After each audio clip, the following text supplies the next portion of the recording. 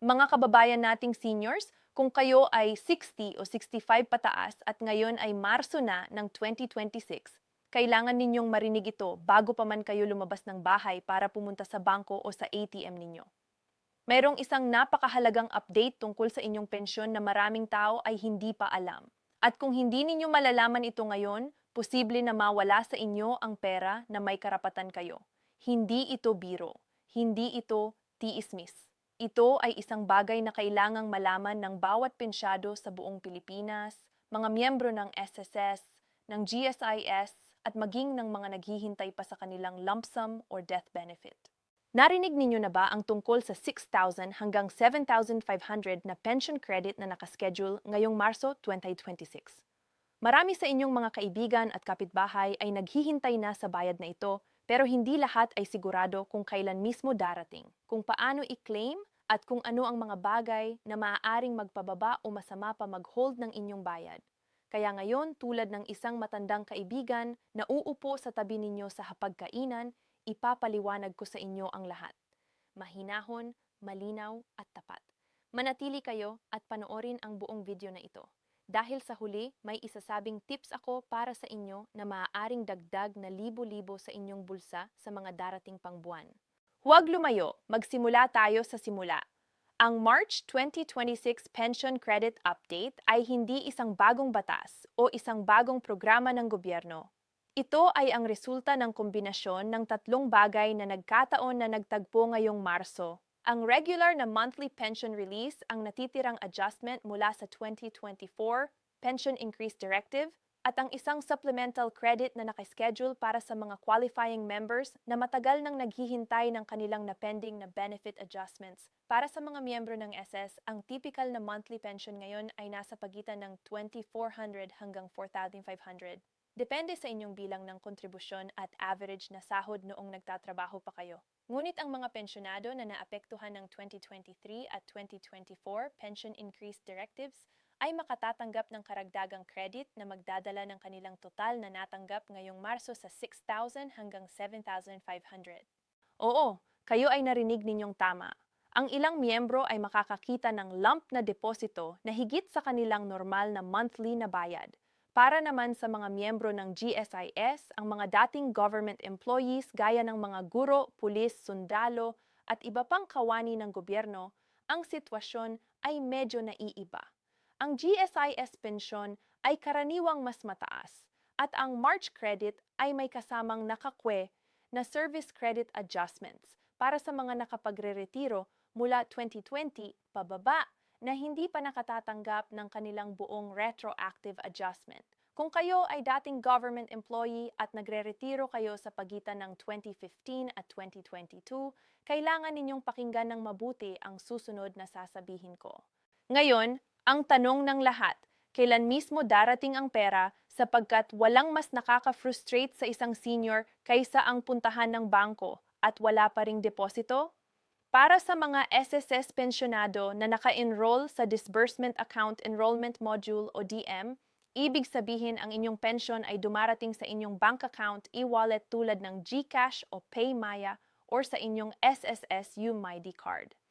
Ang March 2026 release ay nakaschedule sa ikalawang linggo ng Marso, partikular na sa pagitan ng Marso 10 at Marso 14. Ang eksaktong petsa ay nakasalalay sa huling dalawang digit ng inyong SSS number. Kung ang inyong SSS number ay nagtatapos sa 102, maaga kayong makatanggap karaniwang sa ikaw. Kung nagtatapos sa 7, 8, 9 o 0, ang inyong release date ay mas malapit sa ika-14 o ika-15.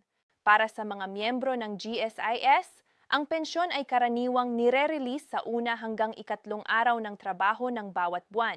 Ngunit ang supplemental credit na kasama ng March update ay maaaring lumabas ng hiwalay kadalasan sa pagitan ng Marso 15 at Marso 20, kaya huwag magpanik kung ang inyong regular na pensyon ay dumating na, ngunit hindi pa kayo nakakakita ng karagdagang bayad.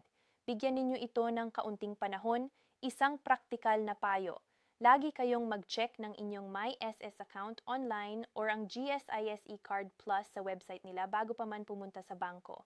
Nakakatipid ito ng panahon at lakas lalo na para sa ating mga senior na may karamihang kahirapan sa pagbiyahe. Hindi lahat ng pensyado ay makatatanggap ng buong 6,000 hanggang PH 7,500. Kaya naman importanteng malaman ninyo kung saan kayo nakalagay. Una, para sa SSS. Kwalipikado kayo para sa pinakamataas na credit kung kayo ay may edad 60 pataas at aktibong tumatanggap ng retirement pension na kapag bayad ng hindi bababa sa 120 monthly contributions bago mag-retire. At ang inyong pension ay nagsimula bago ang Enero 2025. Dagdag pa rito, ang mga miyembro na nakapag-avail ng SS Pension Loan Program at may natitirang balance ay dapat malaman na ang loan repayment ay maaaring i-deduct sa inyong pensyon bago pa man ito makredit sa inyong account.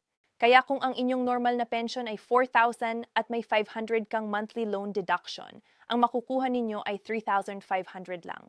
Tapos, ang supplemental credit ay idadagdag doon. Para sa GSIS naman, ang mga retirees na nasa ilalim ng Old Law Retirement, ibig sabihin, nagre-retiro bago ang Republic Act 8291 ay maaaring may kaibang computation. Ang mga ito ay madalas na nasa edad 70 pataas na ngayon at ang kanilang pensyon ay kinukwenta sa ibang paraan kaysa sa mga nagre-retiro pagkatapos ng 1997. Kung kayo ay nasa grupong ito, lubos na inirekomenda ko na direktang makipag-ugnayan sa pinakamalapit na GSIS office para ma-verify ang inyong entitlement.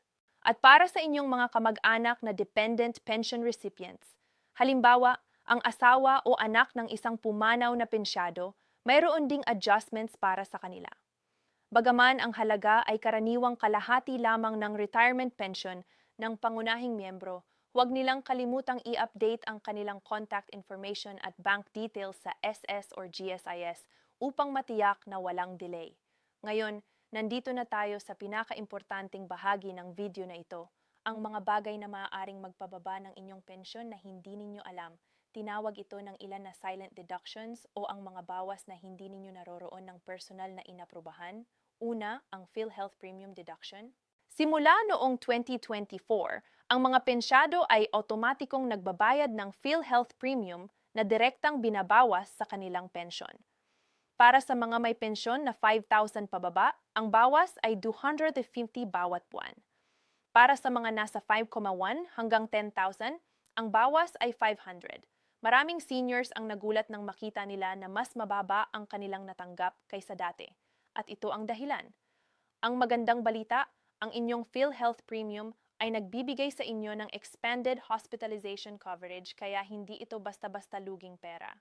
Pangalawa, ang pension loan balance. Tulad ng nabanggit ko kanina, kung kayo ay kumuha ng SS or GSIS pension loan at hindi pa ito fully paid, ang monthly amortization ay ibabawas sa inyong pensyon bago pa man ito ma-release sa inyo.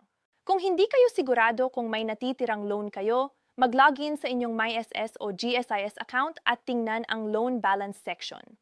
Pangatlo at ito ay para sa mga seniors na may dalawang pinagkukunan ng kita gaya ng pensyon at parte pa ring nagtatrabaho o may negosyo. Maaari kayong maapektuhan ng income tax kung ang inyong combined annual income ay lumagpas sa threshold na itinakda ng Train Law. Ang retirement pension mismo ay tax-exempt sa Pilipinas. Pero kung may ibang kita kayo na kasama nito, kumonsulta kayo sa isang accountant or sa Bureau of Internal Revenue. Huwag hayaang mabigla kayo sa tax season. Bukod sa regular na pension, mayroon pang ibang benepisyo na maraming seniors ang hindi nag-a-avail dahil hindi nila alam na meron pala itong ganito. Una, ang SSS Funeral Benefit. Kung ang inyong asawa or isang miyembro ng pamilya ay miyembro ng SSS at pumanaw na, ang naiwanang pamilya ay may karapatang mag-claim ng hanggang 20,000 na funeral benefit. Kailangan ninyong mag-file ng claim sa loob ng 3 taon mula sa petsa ng kamatayan. Maraming pamilya ang napalampas ito dahil hindi nila alam na may ganitong benepisyo. Pangalawa, ang SSS Death Benefit. Kung ang pensyado ay namatay at may naiwanang asawa o mga anak, ang mga ito ay may karapatang makatanggap ng monthly survivor's pension o isang lump sum kung alin ang mas malaki. Ang survivor's pension ay karaniwang 100% ng pensyon ng namatay na miyembro para sa asawa. Kasama ang 10% para sa bawat dependent na anak hanggang 5 bata. Para sa mga miyembro ng GSIS, Mayon ding Life Endowment Policy or LEP na maraming retirees ay nakalimutan na o hindi naman nag-a-avail. Ito ay isang insurance component na may kasamang maturity benefit. Kung kayo ay matagal ng miyembro at hindi ninyo pa na-check ito, tumawag sa GSIS hotline o bumisita sa kanilang pinakamalapit na branch. At huwag din ninyong kalimutan ang 13th month pension na tinatawag ding Christmas bonus para sa mga pensyado. Karaniwan itong inilalabas sa Nobyembre o unang bahagi ng Disyembre at katumbas ito ng isang buwang pensyon. Siguraduhing updated ang inyong banking information para hindi ito maantala. Kung kailangan ninyong pumunta sa SSS o GSIS office para sa anumang dahilan, claim verification, update ng banking details o pag-file ng benepisyo. Narito ang ilang practical na tips para hindi masayang ang inyong biyahe. Una, mag-schedule ang appointment online kung maaari. Ang SSS ay meron ng online appointment system sa kanilang website na sssgov.ph. Pinipigilan nito ang matagal na pila at tinitiyak na may naka-assign na staff na tutulong sa inyo. Para sa GSIS, ang kanilang website ay gsis.gov. At mayroon ding e-services portal. Pangalawa, magdala ng lahat ng dokumento sa isang pagkakataon. Ang listahan ay karaniwang ganito: inyong valid ID na may larawan ang inyong SSS o GSIS number, isang photocopy ng inyong bank passbook or ATM card para sa bank detail updates, at kung may ina-avail kayong benepisyo, ang mga supporting documents tulad ng birth certificate, marriage certificate, or death certificate. Pangatlo, pumunta ng maaga. Ideally, bago mag-9 ng umaga. Ang mga SSS at GSIS offices ay puno na bago magtanghali, lalo na sa simula ng buwan. At kung mayroon kayong may sakit o may kapansanan, huwag mahiyang humingi ng priority lane. May batas na nagtatakda na ang mga senior citizens at persons with disability ay may karapatang ma-prioritize sa lahat ng government offices. Pang-apat, i-save ang hotline number sa inyong telepono. Ang SSS hotline ay 14 through 55 at ang GSIS ay mayroon ding dedicated helpline na makikita sa kanilang website. Mabilis na sagutin ng kanilang customer service ang mga tanong tungkol sa pension status at mas mabilis pa ito kaysa personal na pagpunta sa opisina para sa simpleng katanungan. Ngayon, pag-usapan natin ang pinakamasayang bahagi, paano ninyong mapapalakas ang inyong retirement income at mapakinabangan ang bawat pisong darating sa inyo. Una, i-consolidate ang inyong receiving account. Kung ang inyong pensyon ay pumupunta sa isang bangko, ngunit ang inyong expenses ay nasa ibang bangko, nag-aaksaya kayo ng panahon at maaaring bayad sa transfer fees. Mas maganda kung iisa lang ang account na ginagamit ninyo para sa pensyon at pang-araw-araw na gastos. Pangalawa, pag-isipan ang GCash o Maya para sa convenience. Maraming seniors ngayon ang nag-e-enroll ng kanilang pension sa mga e-wallet dahil mas madaling gamitin, lalo na para sa mga hindi malapit sa bangko. Ang SSS ay nakikipag-partner na sa mga digital payment platforms upang mapadali ang disbursement. Pangatlo, mag-set ng budget para sa inyong pensyon. Alam ko medyo nakakainis marinig ito, pero totoo, ang mga seniors na may malinaw na budget ay mas hindi nararamdaman na kulang ang kanilang pensyon. Kung ang inyong pensyon ay 6,000 bawat buwan, subukan ninyong hatiin ito. 12,500 para sa pagkain, 1,000 para sa gamot at medikal, 1,000 para sa kuryente at tubig, 500 para sa komunikasyon, at 1,000 na itatago bilang ipon o emergency fund. Maliit man ang halagang inilalagay sa ipon, mahalaga pa rin ito. Pang-apat, huwag mahiyang humingi ng tulong sa inyong pamilya para sa financial planning. Hindi ito kahihiyan. Ito ay karunungan. Maraming seniors ang mas maayos ang buhay dahil nag-uusap sila ng bukas sa kanilang mga anak tungkol sa kung saan pupunta ang pensyon at kung paano mapapamahalaan ito ng maayos. Mga mahal naming kababayan na senior, bago pa man tayo magtapos, nais ko na ibuod ang lahat ng pinag-usapan natin ngayon. Ang March 2026 Pension Credit Update ay isang tunay na pagkakataon para sa maraming pensyado na makatanggap ng 6,000 hanggang 7,500 sa kanilang account. Pero katulad ng lahat ng bagay na may kinalaman sa gobyerno, kailangan ninyong maging handa, maging alerto at maging aktibo sa pag-check ng inyong account at mga benepisyo. Huwag hayaang lumipas ang deadline para sa mga claim. Huwag hayaang mapabayaan ang mga nakatagong benepisyo na matagal na kayong may karapatang ma-avail. At huwag hayaang mga deduction na hindi ninyo alam ay magpababa ng inyong kita nang walang inyong kaalaman. Kung nakatulong sa inyo ang video na ito, pakibahagi ito sa inyong mga kaibigan, kapitbahay at kamag-anak na mga senior din. Dahil sa bawat senior na maabot ng impormasyong ito, may isa pang pamilyang natutulungan. At kung mayroon kayong mga katanungan o gustong malaman pa, ilagay ninyo ito sa comment section sa ibaba. Susubukan naming sagutin ang bawat isa. Ingat kayo lagi.